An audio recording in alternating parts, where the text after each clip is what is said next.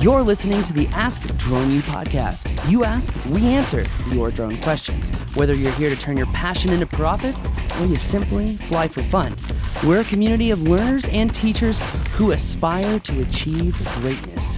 We are Drone U. Hey everyone, and welcome to another news episode of Ask Drone U. My name is Paul, as always, and grateful to be here with you today. In the wake of the coronavirus, many drone businesses are being shuttered, and even our close friends here at home. Joining me today, as always, is our good friend, Mr. Haya Kestelo from Drone DJ. Haya, how is the coronavirus affecting you? What's going on in New York? Hey, Paul. Good morning. Thanks for having me on the show again.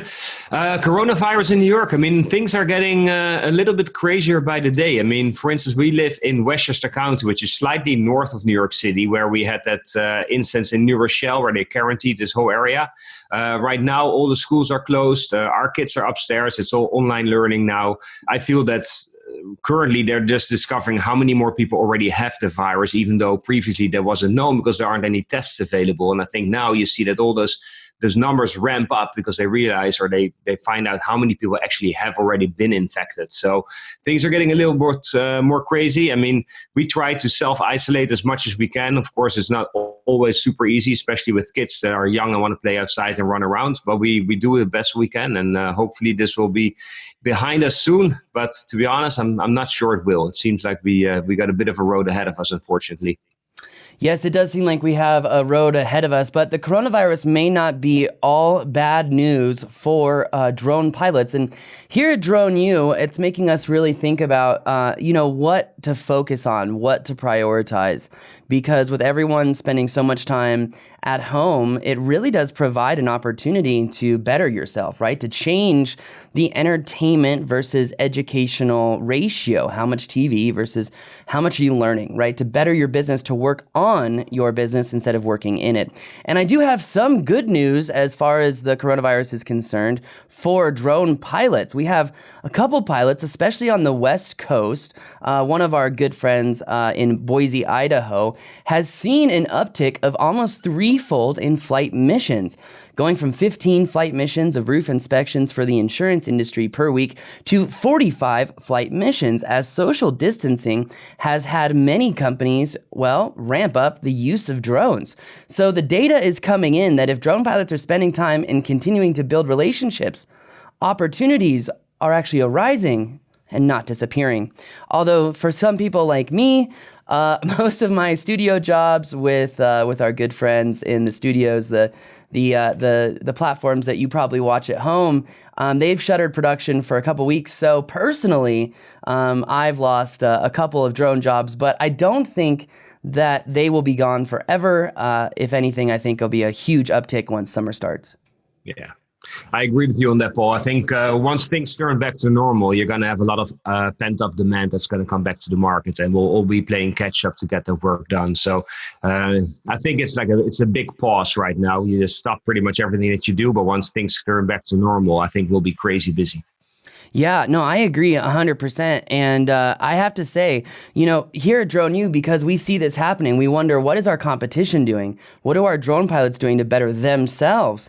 And so that's why here at Drone U, we've scheduled an entire webinar series and a lot of online live classes. So what we're doing is we're throwing our Search and Rescue Disaster Relief class, which is focusing on Pix4D, React, and Locate. We're teaching that next Friday. In addition, we're going to be offering our Drone Mapping Bootcamp, that 3-day-long flagship mapping class that we're known for here at Drone U, having that high standard of quality. Well, if you want to join me for 3 days, we're going to be doing a live class. That way you can interact and engage. On top of that, Vic's new class that we were supposed to launch with the in-person aerial photography class, well, since we can't do in-person, we're going to be launching that as well as an online class. Members will receive discounts to these online classes, and the webinars are free, but there will be an additional charge for these classes as the engagement and interaction should be really off the charts since, well, we'll be here helping you guys out. Make sure to check that out on our Facebook page. If you are a DroneU member, I did post the links to all of these classes and the discount code in membership, so make sure to check that out.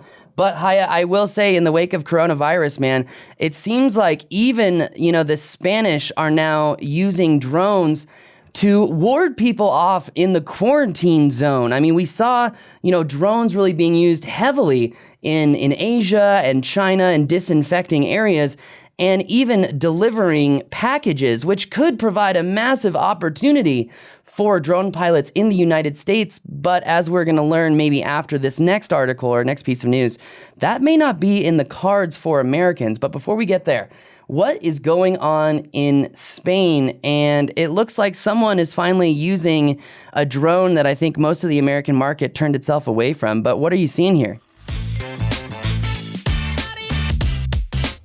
Yeah, Italy, of course, is the European country that's probably at the forefront of the spreading coronavirus. They have still the most, by far the most recorded cases. However, Spain is rapidly closing in. And in all these countries, what you see happening is the government informs people to, okay, socially distance yourself from others, try to flatten that curve so that not everybody's going to get sick at the same time. And we hopefully prevent this massive rush of people trying to get to hospitals to get treatments.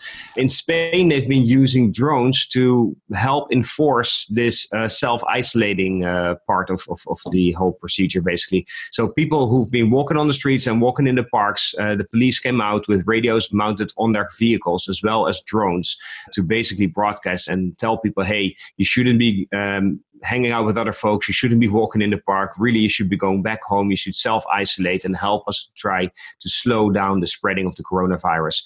Now, we've seen the use of drones to fight the coronavirus, I think mostly so in China. They've been really creative. They had drones delivering packages, delivering food. They, weeks ago already, had drones broadcasting these messages for people to stay inside. But they've also used the DJI T-Agras, the T-16, that massive agricultural drone, to help spray disinfectants and quickly disinfect large areas of public space. And that's something we haven't really seen in any other country yet. In Spain, we've only heard that people use drones to communicate, but not to spray. But I think the spraying is, at least according to DJI, is very effective, as it's 50 times faster to spray by drone than it is to spray by traditional methods. Yeah, I can only imagine how effective it is. But it makes me wonder. We're seeing all these efforts going on in Europe. We're seeing all these efforts going on in other parts of the world. But what about the United States? Because, with what was going on before the coronavirus, we had the Rick Scott bill, we had the American Security Drone Act, and we're learning now that there is an executive order at the president's desk that would literally ban pretty much all drones in the United States. I mean, all drones. Essentially, what I have been told is that long and the short of it is if there's any Chinese parts in these drones, that they don't want to be used whatsoever. Well, Haya, after some deep research, there's not a single company, including Skydio, including FreeFly, including Impossible Aerospace, that is building drones without Chinese materials. No matter what, there's some form of Chinese part in there. And it's really disturbing because in the wake of the government being afraid of security, right? We heard this issue of drones broadcasting security. We talked about it here on the show. We knew it was a problem, but it's a very simple solution. You just don't allow the vehicle to have internet connectivity, and then problem solved. So with this, EO that's coming out, this executive order that would essentially shutter the entire industry as a whole, it really has a lot of people worried because this could literally wipe out the entire drone industry, all to position Americans to build drones. Well, I think that a lot of American drone manufacturers who think that they've been fighting for a great thing to put America first might actually kill the entire industry as a whole and kill their hopes of building drones that would be anywhere near affordable to support these industries. Look, this is a numbers game, Haya, and if we can't buy drones for sub $3,000 to perform these tasks, and we can't get them from America, well then the drone industry as we know it, well, it's probably over. And one key sign that we're seeing from the US government in what's going on now is that the Department of the Defense has said, hey, coronavirus is a problem. We're not using drones. Haya, Why not?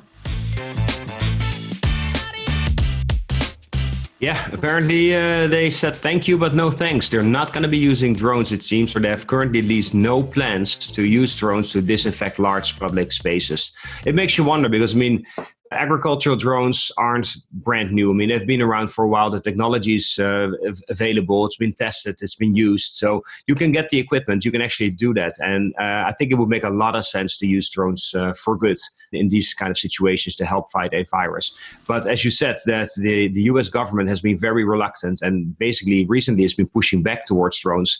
So it seems unlikely that they'll be using them. And it makes you wonder why, because it would be such a more effective, more efficient and faster way to disinfect large public spaces that you could do any other way. So, and going back to what you said about using Chinese parts in drones, I think you'd be hard pressed to find any modern piece of technology equipment right now that doesn't contain some form of Chinese parts. I mean, take a camera, not one that's mounted on a drone, but just any regular camera, or take your cell phone, your smartphone. I mean, anything nowadays would have parts that are made in China. So if we're going to go down that road and ban drones because they might contain Chinese parts, or they do contain Chinese parts, then I think, you wonder where that's going to lead us, and what else would be banned if you follow the same rules. So I think that's taking it a step too far for sure.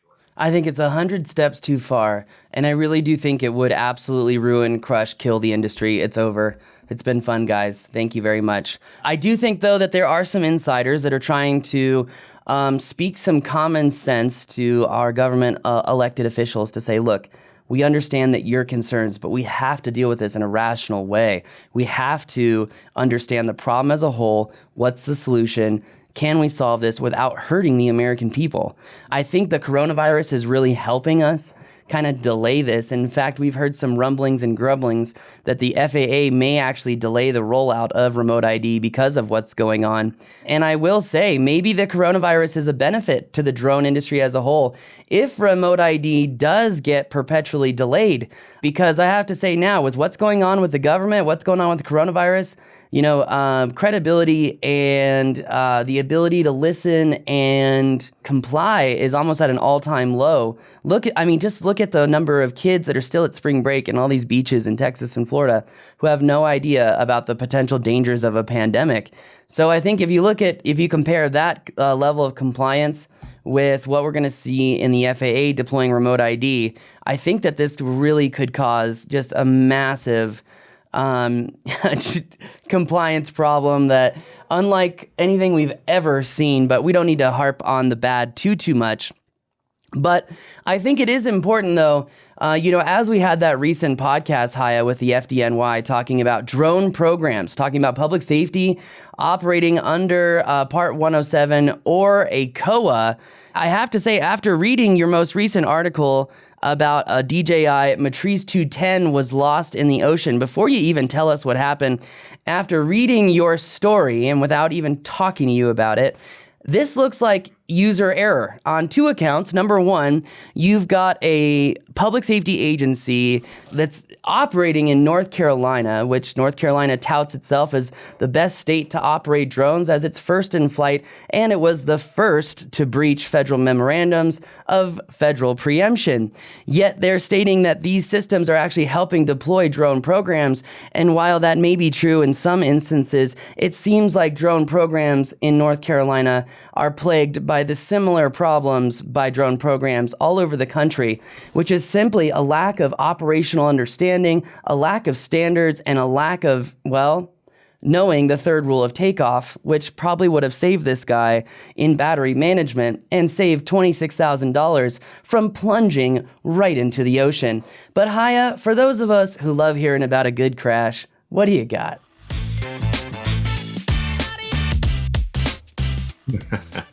This was a large exercise in which drones were involved as well, but they also had boats out into the ocean. So it was a group exercise of multiple departments, basically. And they had one DJI Matrice 210 outfitted with not just a Zenmuse X-T2, which is like the dual camera with the thermal, but also a Zenmuse Z30, which is the high-end, incredible zoom camera that you can get from DJI. So put these two cameras and gimbals onto a Matrice 210, and you're looking at a aerial package that's probably going to put you back about $26,000. And they were flying it over the ocean, which is fine in itself, as long as, like what you pointed out earlier, make sure your battery levels are okay, but also take into consideration in what direction the wind is blowing and how strong the wind is. And in this case, the wind was blowing offshore. So they flew out, they were further than a mile out over the ocean. And then by the time they had to make their way back, they realized that with a fairly strong headwind, you need a bit more battery power to make it safely back to shore. So once they realized they weren't going to be able to make it back to the shore, they decided to initiate a controlled emergency crash landing and basically dump the entire drone into the ocean. You can, of course, argue about this being a pilot error and a lack of pre-flight preparations. But also you wonder if they had so many boats out, if really the best option that was left on the table once they realized that they weren't going to be able to make it back to shore was to dump the drone into the ocean. I mean, why not crash land the drone onto a boat? And I understand with moving boats and ocean swell and the drone is moving, that might not be the easiest thing to do. But at least if you were able to crash land it, you'd probably have some spare parts now, or maybe even a camera would survive. So it seems like that would have been a slightly better option than what happened here. It was very expensive. And the thing that kind of struck me in this article was that the way the people that were involved in this incident were talking about losing a $26,000 drone. I mean, of course, this is all funded by taxpayer money. And you would think that if you fly drones that are that expensive, then either you have pilots that are experienced enough to bring those drones back safely to shore, or if it's an inexperienced pilot, then maybe have him or her fly a slightly less expensive drone before you hand the controls to a $26,000 unmanned aircraft. In the last month, this was an article on Drone DJ that got by far the most comments. If you go to the article, you see people are arguing back and forth about what should have done, how the severity of the pilot error that was made in this case. They are going to do an internal investigation. It was unsure at this point whether the insurance would cover the expense of the drone. I'm not sure if it would, because I'm not sure if this is really an accident. But we'll see if we can learn something new about that. Yeah, it seems like a very expensive mistake, to say the least. Yes, and it just makes me wonder, would this crash have been inhibited by the pilot having voltage on main screen? Moving on to the next story, because it looks like that maybe. pilot... I don't know if they... There's no maybe, Haya. If he's... I don't care if he's headed into the headwind. I don't care how much battery power he has left. Battery voltage per cell would have told him if it was a safe flight or not. And you can actually see, I'm looking at the feed here, and it looks like the pilot who was a part of the operation is like frantically fighting everyone in your comment feed. And it's really, this guy, Michael, it's really rather interesting just to look at the comments, like you said, where people are like, oh, the government is just dumping 30K in the sky. And this guy is like, hey, it's a training mission. Obviously, it's not a training mission if you're not learning from it. So I think this is a great example, Haya. They learned. They learned. But what I was going to say is that, yeah, sure, you need to pay attention to your battery levels. But I mean, I don't think they factored in the headwinds that they were facing on the flight back. And if it's a 50 mile per hour headwind that you have to fly into, then it's going to take you a little longer to cover the same 1 mile distance than otherwise. So, I mean, every time I fly, I prefer to fly into the wind, especially when I fly out here over the Hudson River, because that way, at least I know that the way back is going to be shorter and faster, basically, than flying out. And I think they totally missed that in this situation. Well, yeah. And again, if you're flying into headwinds and you're carrying a heavy payload, you'll watch battery voltage drop in a headwind because amperage is pulling so much energy out of the battery. And I agree with you, Haya. I mean, flying, this is, again, we talk about this in Flight Mastery. If it's a windy day, fly into the wind and let it come back to you. But also it makes you wonder if the pilot understood that he could have took the drone out of GPS mode and he would have had even more battery power available because the puck was not drawing amperage. But again, Haya, this just goes to show that even those in public safety who think that, you know, they've got experience, they've got confidence and whatnot, this is not an easy subject to learn or master. This is something that takes systematic knowledge, systems, and training to avoid these problems. And yet we're seeing agency after agency after agency continue to make these problems. And we heard Bill English say it best: spend most of your budget on training. That way you can avoid these catastrophic errors that might cost someone their job. But moving on to our next piece of news. Hi, I'm really wondering, in the wake of coronavirus, DJI launches their new drone. What's going on here? What can we expect? But I'm more curious, Haya, as to what is the reaction. Are people really soaking this information up? Are they getting excited? Are they going to want to buy this drone? What's going on here? Yeah, so a couple of days, pictures were leaked that show a new DJI Mavic type drone. It looks very, very similar to a DJI Mavic 2 Pro or Zoom. Has the same color, same body shape, same overall design and form factor. People were speculating initially that this would be the DJI Mavic Air 2, a successor to the DJI Mavic Air. However, if you look at the bottom of the drone, it's clearly spelled out Mavic. So we suspect that this is not a Mavic Air 2, although you might see it as a successor. But they're going to launch this as the DJI Mavic. And as we know that all drones weighing more than 250 grams as of January 1st, 2020 would have ADS-B in on board, which is a safety feature that we expect to see on this drone for sure. And also we expect this drone to have 360-degree obstacle avoidance, probably making this the safest drone DJI has ever launched for the consumer and prosumer markets. Initially, this drone was rumored to come out in April, but now with the coronavirus, it seems that might have been set back to July. So we're not going to see this drone probably anytime soon. More likely, it's going to be this summer. The rumors say that it could be priced around $799, in which case it would be a very competitive drone. I mean, if you look at what currently is available, you could get a DJI Mavic Pro, but that's kind of like an old tech drone by now, you could say. You can get a DJI Mavic Air if you can still get your hands on one, but that's priced around $900. So I'm not sure why you want to go that route. DJI Mavic Mini, of course, is available, but that's a lot less capable. And if you look at the drones that are available up markets, you're going to look at the Skydio. That could be a good competitor, slightly more expensive. Or within the DJI family of products, you're looking at the DJI Mavic 2 Pro and Zoom that are significantly more expensive. So if you look at a ideal consumer drone, I think this DJI Mavic, even though we don't have all the specs yet, could actually be a very, very attractive package. It's going to be well below $1,000. You're going to get a drone that has OcuSync 2, so you're going to have great connectivity. It's going to be very safe to fly, and I'm pretty sure it's going to have 4K capability when it comes to video at probably much higher quality levels than we've seen before. So I think this could be a very, very interesting package. Of course, slightly disappointed that it's likely that the coronavirus will put back this launch until the summer and not in April as it was originally planned. So we have to be a little bit patient, but I think for this summer we should have a really nice new DJI drone available. Wow. So are you seeing a lot of interest in the drone right now?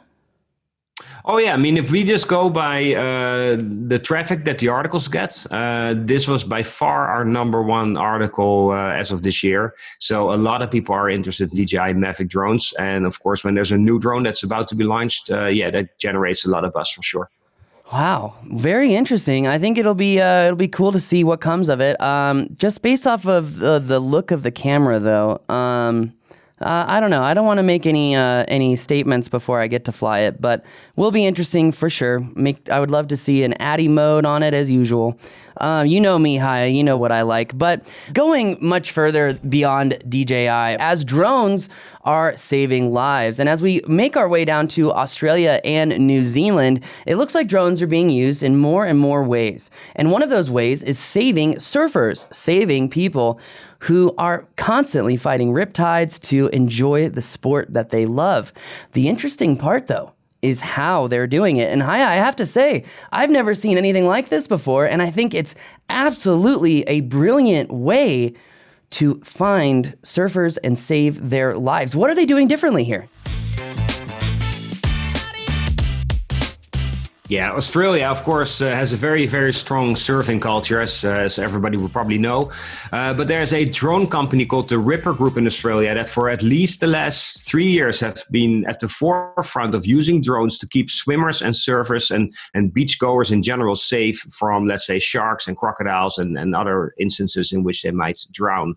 They've developed a drone called the Little Ripper that has artificial intelligence, and it's actually able to distinguish, let's say, a manta ray fish or a shark shark or a dolphin, from swimmers, from surfers, from people just wading in the water.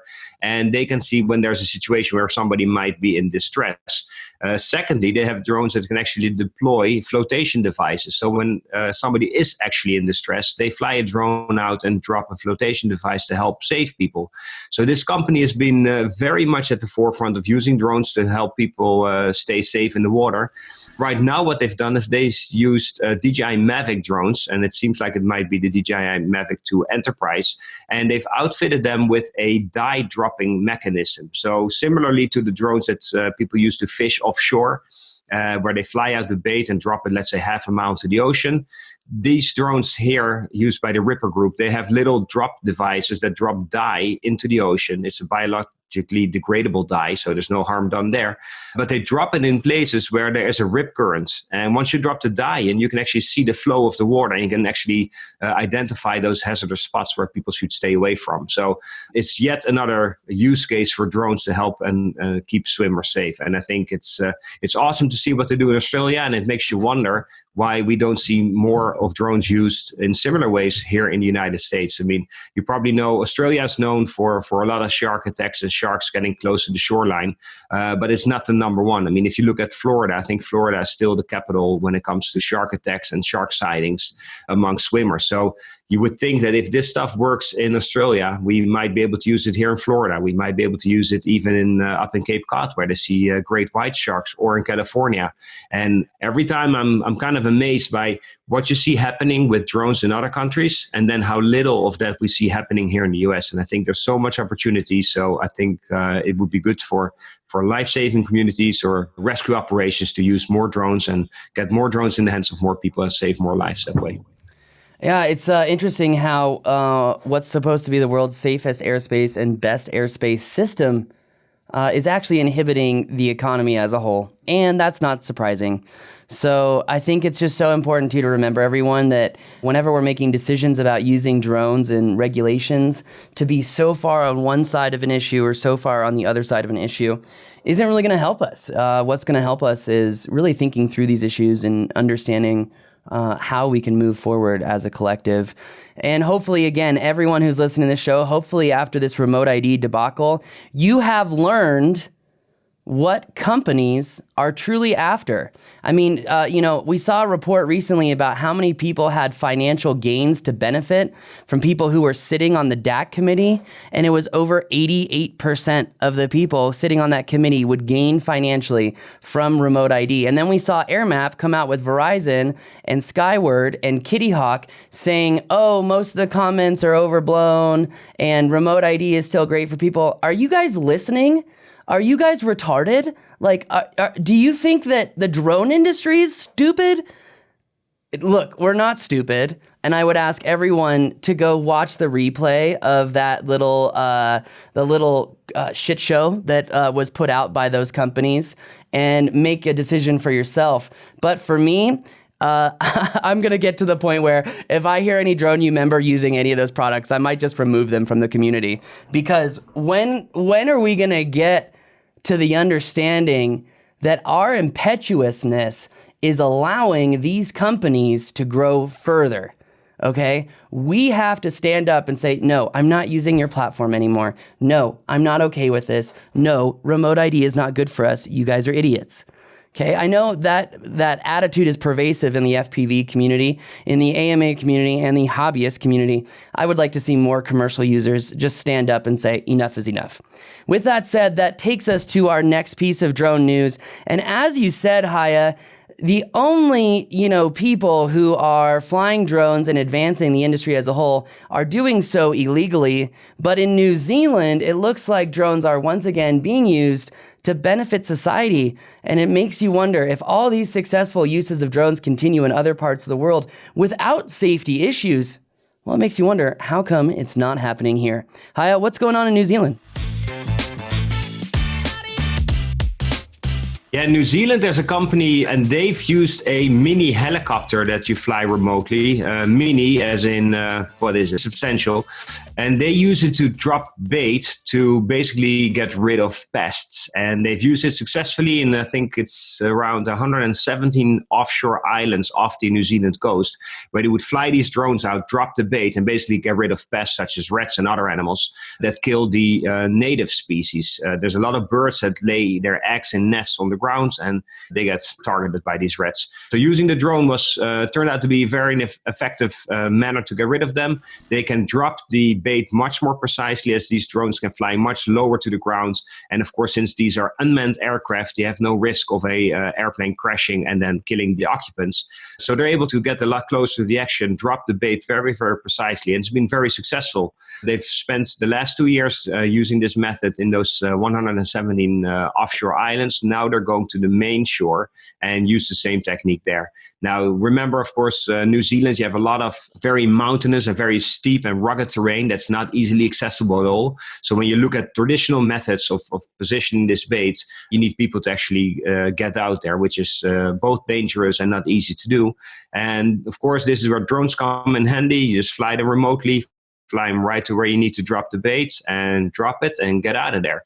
So New Zealand is one of those countries where the regulation for drones are a little less restrictive than they are here in the US. And that's when you get to see new and innovative ways of people using drones. So I think it's very interesting, very exciting. And yeah, we could probably use this same method here in the US as well. Yeah, it probably could be very useful, Haya, here in the United States. But as we move into our last piece of drone news, it looks like the only people using drones to advance the industry, well, maybe only advancing their social position inside of prison. What's going on in New Jersey, Haya? We've seen this before, but now the most recent case happened in New Jersey, where people would use drones to drop contraband, meaning marijuana, cell phones, SIM cards, and other things that are not typically allowed inside prisons. To use these drones and fly them inside the prison, drop the materials, and then have one of the inmates pick it up. Well, these guys, two of them, Nicole Danicello, 38 years old, and Adrian Kulgaran, if I pronounce that correctly, 35 years old. They used off-the-shelf drones, it seemed, to do just that, to fly contraband into a New Jersey prison, the Fort Dix prison, and basically drop the materials. And of course, they were found out and later on captured. And they've been arrested, and the maximum penalty for them seemed to be $100,000 and 1 year in prison, whereas the conspiracy charge, which is the second charge these guys are facing, carries a maximum penalty of 5 years in prison plus a maximum fine of $250. So for anybody listening to this show, and if anybody's contemplating doing anything like this, please don't. The fines and the penalties are way too high and it's not worth it. And typically you won't get away with it. We've seen cases, I think there's been 4 or 5 situations similar like this in the United States. We've seen 2 or 3 of them in England. And in all cases, the drone pilots were caught and basically apprehended. So not a good idea. Yeah, I don't think it's a good idea for anyone to try it. And now that there are so many different ways to see drones flying and see who is flying them without a remote ID, I would recommend people don't do this. Not only because you can be seen, you can be caught, but because, well, it's just not the right thing to do. Think about long term. Come on, people. What if you make these decisions, what's going to happen down the road? Just start thinking like that and you might be better off. But Haya, I have to say, what an interesting week of news. I mean, what do you see going on in the future? Do you have any predictions for us? Well, I think a lot of it is tied to the coronavirus, of course. I mean, what we haven't seen is that the drone news surely has not slowed down during the first so many weeks of the coronavirus. What I do suspect, though, is that a lot of companies in the drone industry, and not just the big ones like DJI, but pretty much all of them are going to probably face issues with their logistics and their production. For instance, the delay or the suspected delay of the DJI Mavic until this summer is one example. We know that DJI closed their offices for 2 weeks in China. We know that Zero Robotics had to close their offices. Autel has been impacted by it. I haven't heard anything about the US drone manufacturers, but I mean, since they all use Chinese parts as well, and of course, since we're affected in this country also, it wouldn't surprise me that we see fewer product launches this year. If you look at, for instance, all the drone conferences and get-togethers that people are organizing, a lot of those are getting postponed as well. So I think that's within the first 4 or 5 months of this year, maybe 6 months, we're probably not going to see that much in terms of product releases, expos or conventions. Pretty much everything is going to get postponed and pushed back until the second half of the year. And of course, that's under the assumption that coronavirus wouldn't come back when the fall season comes around. So I think it's going to be a much more quiet year than we would hope for. And everybody is being impacted by the coronavirus. So please stay safe, and hopefully it won't be as bad as some people think it might be. For sure. And I think what will make it so much better is if we all stay at home and self-quarantine as long as possible. So the more aggressive we are now with that, the better off we'll be in the long term.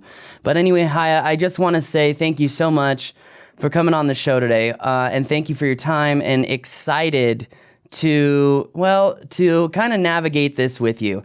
And I just want to say thanks again for joining us today. Same here, Paul. It was a pleasure to be on the show, and I'm looking forward to the next show. Hopefully we'll have some exciting new drone news next week as well.